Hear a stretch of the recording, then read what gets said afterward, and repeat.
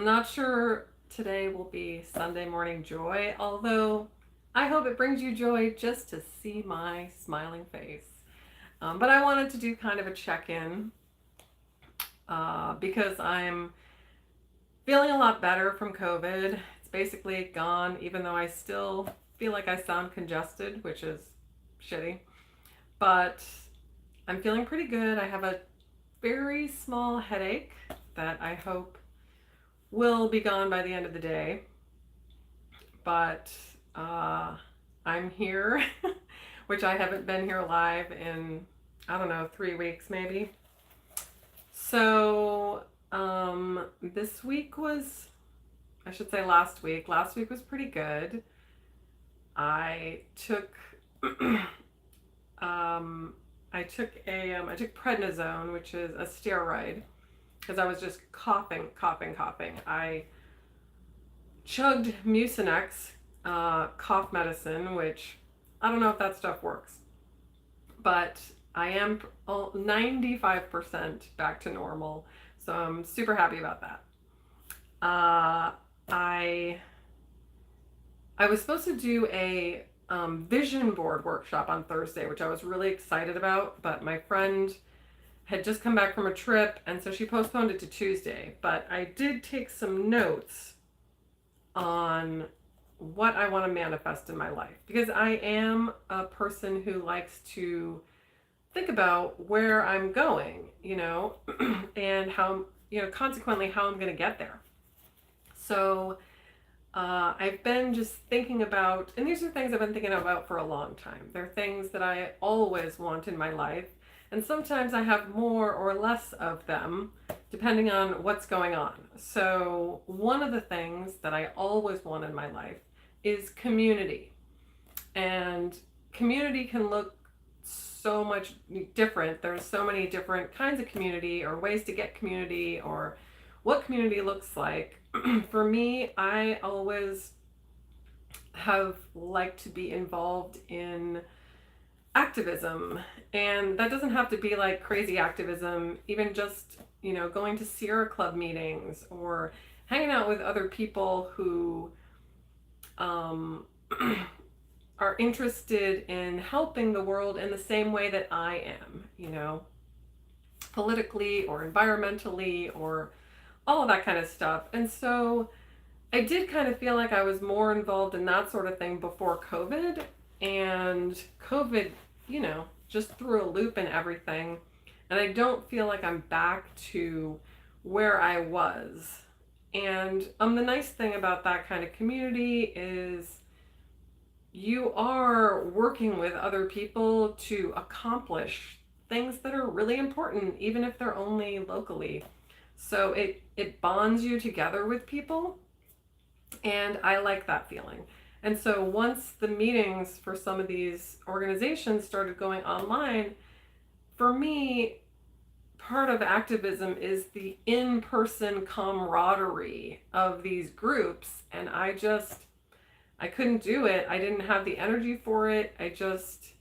It wasn't giving me the same feedback, or wasn't making me feel as good as when we were meeting in person. And I also think a lot of the projects that we had been working on got stalled. And so, yeah, so I haven't really gotten back to that. I can still go to Sierra Club meetings, but I also feel like they're not doing the same kinds of things they were doing before. So I'm kind of struggling with that because when I move to a new place, that's the first thing I do is I'm like, who are my people? How can I find my people? I go and find them, okay? So I need to work on that. And one of the other things related to that I've kind of been struggling with lately is that I live in a very small apartment. And I just wrote about this in my newsletter, but like when I moved to this apartment, it was perfect for me. I was single. I was getting migraines all the time, so I just spent a lot of time alone. And other than that, I was just working.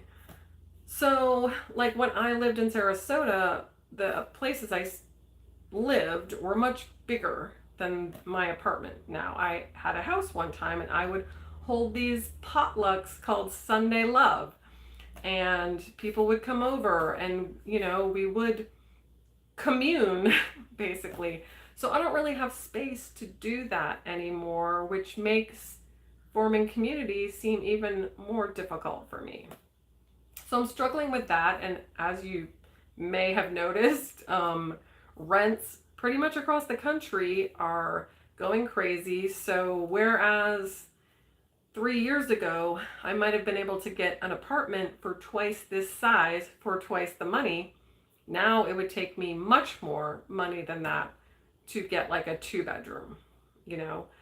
So I'm struggling with that. And, this is where creativity comes in, right? They say invention or necessity is the king of creativity. I forget. But when you don't have a lot of resources is when you have the opportunity to become very creative. So there are other ways I know that I can help foster community in my life. I just need to investigate some of them. Like for me, there is never no answer. It's just finding the answer, right? I consider myself a creative problem solver. So when I really want something, I think about the many, many different ways to get it. Not just it has to be this way. Like there are probably a dozen ways. Like I do have a friend.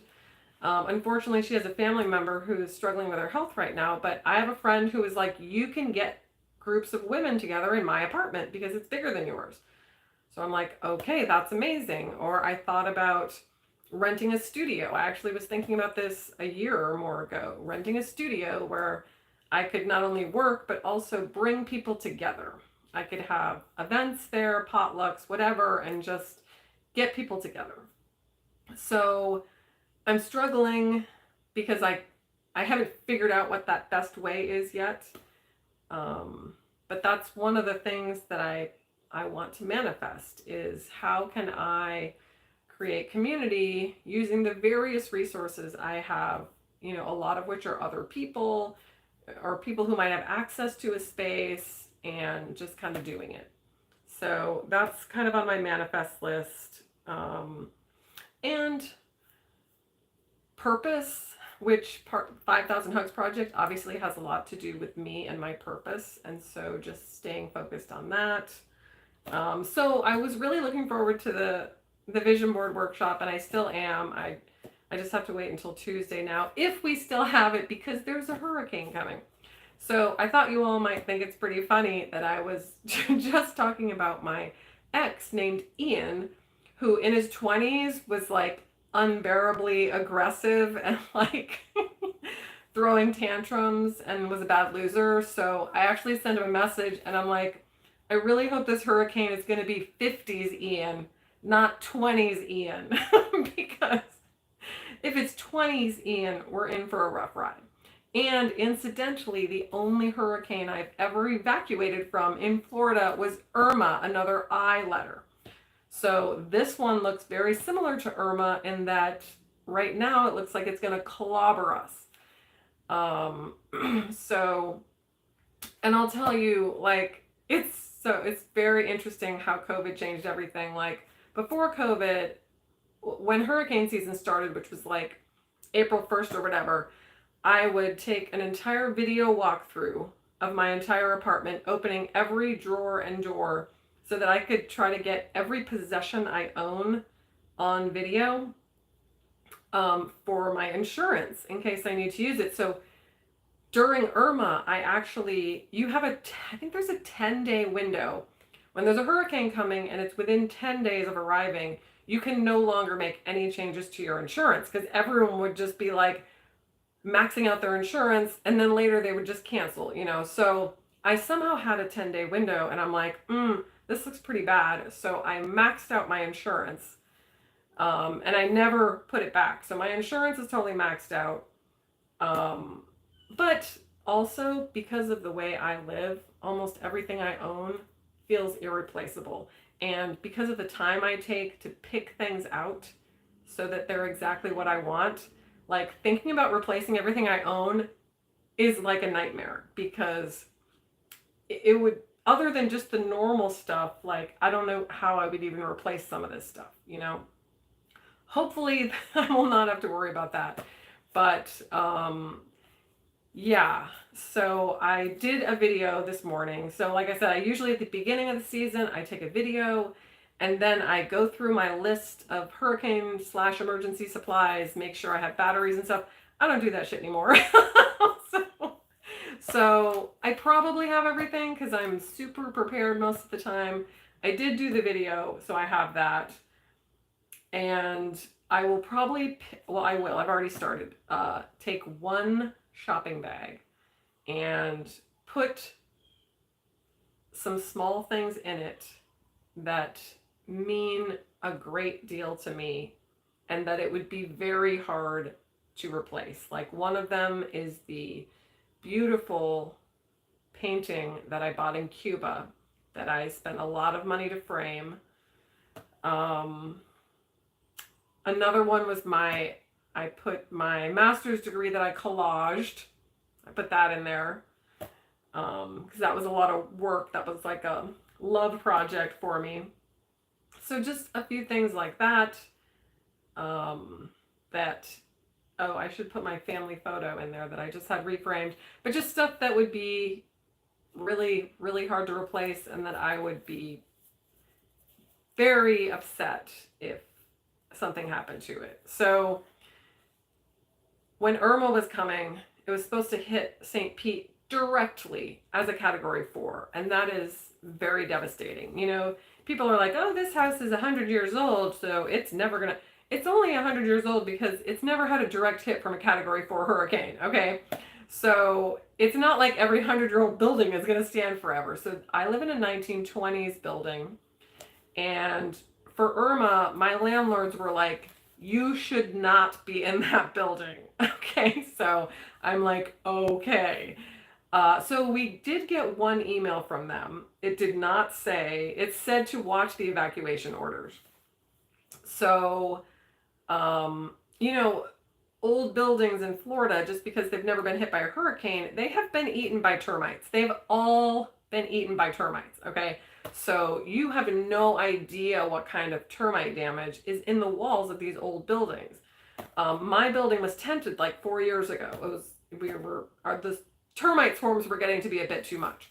So, you know, you can't really look at buildings that way in Florida. So my plan currently, because it's a lot of work to evacuate, especially with a freaking cat. I mean, just Libby's stuff alone, you have to bring extra litter, her litter box, food, her feeder, just everything. It's like a lot of work. And hurricanes happen in the hottest time of the year. So it's like you're loading your car and it's like 90 degrees and 1,000% humidity. It's really stressful. So my current plan is to go over to my friend Lisa's house if it's like a 2 or above. You know, for Irma, it turned out that it was more like a 1 when it hit here, but you don't know. You really don't know. And if you're going to evacuate, you really need to do it early, or you're just sitting on the highway with tens of thousands of other cars. So there's no like, unless you know someone who lives in Georgia and you can just go there and stay with them, it's really stressful. Then you have to find a place to stay that will take a cat, right? It's just so much stuff. So, even though my friend is allergic to cats, if Libby and I go over there, Libby will just be in the one guest room, and that should be fine. But I don't want to be here alone in my apartment, you know, because I'm sure one of my friends will go to her parents. I have another person who lives here will probably go somewhere else. I don't know if my downstairs neighbor will, but, you know, I would rather be somewhere with someone. So that's kind of my plan right now. My family up north have been checking in, you know, because they're like, shit, that looks terrible. I'm like, yeah, it looks pretty bad. But there's nothing, you know, there's a lot of waiting with hurricanes, and there's a lot of potential for change. I was joking with someone on Facebook today, like, hurricanes are one of the few times where large groups of people wish disaster on others so it doesn't hit them. So I will say though that the Panhandle is much less populated than here, so that's all I'm gonna say. But I don't want anyone to get hurt from this hurricane or lose their belongings or anything. But I also would love if it didn't hit me. So that's it. Again, I just thought it was funny that it was Hurricane Ian. I'm like, oh dear Lord. Um, yeah. So um, I've been I've been really antsy lately, which I've talked about. Just it's very funny because the more I've spent so much time, worked so hard to feel content in life, and I love that feeling. I've come to love that feeling, but learning things about yourself doesn't change who you are. You know what I mean? Like, I'm still a person who loves to go on adventures. And so, I'm always going to be that person. And that's a good thing. The motivation for your adventures changes, right? So I like to learn things. I like to experience new things and like immerse myself in different situations and stuff. So I still am that way. So being content doesn't mean I'm never going to do anything, and circumstances change. But this year, I definitely feel like I have not adventured enough. And so I decided last week I was going to take myself on a very small adventure. And so I rented a room at a kind of fancy. I don't know. It didn't seem that fancy when I got there, but it was expensive. A hotel on the beach in Clearwater. It was the Hilton because I have a Hilton credit card, and so I had Hilton points actually, which made it cheaper. So I took myself there and I invited a friend along. I invited Paul along. He's going through something really hard and important right now. And since we reconnected, we have been able to enjoy each other's company. And so I thought if I'm going on this little adventure, I will invite him along for part of it.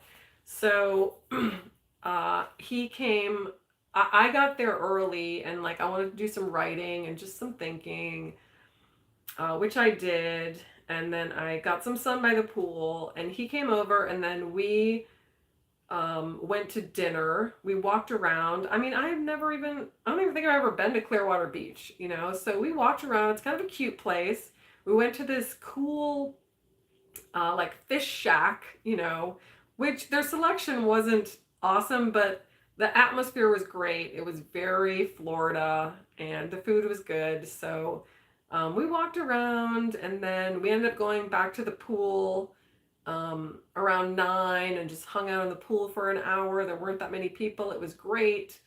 And I will say the only part about that hotel is I found their pillows extremely uncomfortable. So I didn't sleep very well the night before and I was already starting to get a headache, but I'm better now at sort of plowing through some of that and not making it too much worse. So I woke up in the morning and went down and did the breakfast buffet, which was amazing.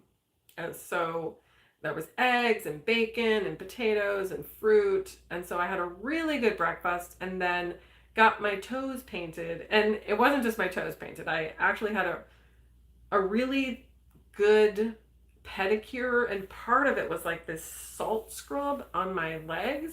And I was like, this must be amazing for my circulation. It was just, really deep. And so, there was leg massage and just and I was in one of those massage chairs. So the pedicure was really good. I'm not someone who like paints my toes all the time, but like I don't mind it and my feet feel really soft now. So, but also I wanted to tell you this little story. At the end of my pedicure, where I was just sitting there kind of waiting for the polish to dry, this other girl had been getting her hair cut. And she was apparently visiting from Indiana, and she sat down in the pedicure chair next to me, and she was going to be next. And I was probably eavesdropping on her and the girl who did the pedicure, because I eavesdrop, that's what I do. And so it was her birthday. It was her 38th birthday. And somehow I butted into their conversation, and I'm like, well, um, I'm going to be 50 in February, and I just want to say you've got some stuff coming up, some female stuff coming up in your 40s, just like you should brace yourself. She's like, oh my God, my doctor just told me the other day that I have the shoulder of an 80-year-old. And I'm like, did you play sports? She's like, no, it's just genetic. I'm like, well, now would be a good time to just like take really good care of yourself, mentally and physically, so that you will be able to deal with the female stuff that's going to come up in your 40s more. I said, because for me, especially, because she also said she just got divorced 2 months ago and she bought a business. And she seemed just like a normal person like me, so I'm sure it wasn't like she didn't buy a Fortune 500 company. She started or bought a business, and it's probably mostly her. And I said, one of the things, if I could look back, that I wish I had known was, that's a lot of stressful stuff, right? And my migraines, my years of migraines, I'm convinced were largely propelled by stress. I had moved a lot of times. I got out of a long-term relationship. I was restarting my business. All of this stuff was happening at the same time, and like my body was like, hell no. And I wasn't doing enough I didn't recognize that it was stress induced. And so, I told her that, like a lot of it is going to be, I think, especially in women, caused by stress. And she said, well, I just also started going to a therapist for the first time. I'm like, oh my God, that's amazing. I'm like, that is exactly what you should be doing. And she said, well, not everybody thinks it's a good idea. I said, you are so far ahead of the game getting a therapist at 38. I'm like, that's amazing. I said, you should be so proud of yourself. And so I just like really talked her up, because she's like doing it right. And especially when people around you are like, why are you doing that? That's stupid. But you're like, because I deserve it. I deserve to feel good, to be healthy, to be happy. So anyway, I just really, I feel happy at my age when I can congratulate people or encourage people, women especially, younger than me, to do the things that I wish I had known to do. So I felt really good about that interaction. So I hope she did too. I think she did. Um, yeah, I'm not sure I don't want to make this too long, but for those of you who are also on Paul's channel, I'm really proud of him. He is getting sober, and I've known him for 3 years, and this has been a struggle for him pretty much since the beginning of when I knew him. And I just kind of sent him a text message this morning, because he sent me some messages last night when he was out. I went to sleep at like 9:30 last night because I had a raging headache, and just like yeah. But I was still, even though I had a headache, and I think it might be going away now, but I still just feel so good about, I don't know, just that staycation really must have helped me, because I haven't stopped smiling since then. It was just, I'm so grateful to myself that I did that for myself. Anyway, so this morning I sent him a message, and I said, you've basically been in an abusive relationship for more than 5 years with substances. And,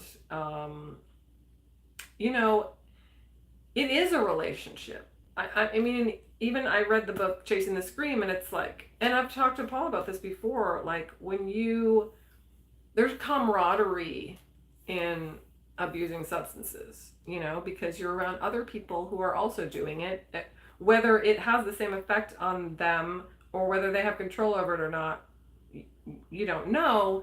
But it's something, I mean, I talk about booze all the time, and how there is not one adult activity you can do now that booze isn't pushed on you. So there's camaraderie in substance abuse, but there's not always camaraderie in stopping using substances. Um, Definitely not the same kind. And so it feels like a loss. It feels like a loss. There's grief.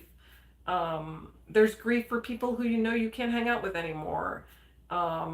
It's a lot. It's hard. It's hard work. Sometimes it feels easy, but there's other times when it's going to be like, I have never known another way to cope with this, to cope with like sadness or grief or whatever. And so it's big and it's important. And I'm incredibly proud of anyone who does it for any reason whatsoever.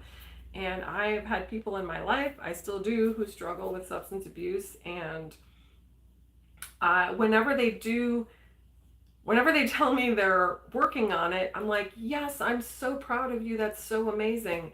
And I don't anymore chastise them when they aren't doing well on that front. I just tell them how proud I am when they are trying to get healthier, and the rest of the time I just love them. Um, but it is hard to see someone struggling, but it's also exciting to see someone trying. So I care very deeply about Paul, and so I am over here rah-rahing, and this does feel different to me than the other times that I've known him where he's tried to stop. So everyone send your best warm thoughts and wishes in his direction. I think he's doing a great job, and I'm very proud of him. So other than that, I don't have anything to read you today. I just wanted to kind of check in so you guys could see that like I'm not as, out of it, sad, sick as I was last time you saw me. Everything is good, and I'm I'm I'm not happy about the hurricane, mostly because of the things I had planned for this week that it's probably going to ruin. But maybe not if it keeps moving west. Just also send all your thoughts that it will just keep moving west to a low populated area where no one will get hurt. That would be great. I just I scheduled a facial. I know that sounds like very superficial, but I was just trying to pamper myself, and that was part of it. And then the vision board workshop, all that stuff. And I just I don't want to deal with the chaos right now of what a hurricane means, evacuating and taking care of Libby and all that stuff. So I will just leave you with my suggestion that you love and respect yourself and do all the things that entails, that you love and respect other people and do all the things that entails, and that you love and respect your Mother Earth and all the creatures and all of the systems that we really depend on to live. So enjoy the rest of your Sunday, and I will see you guys next week.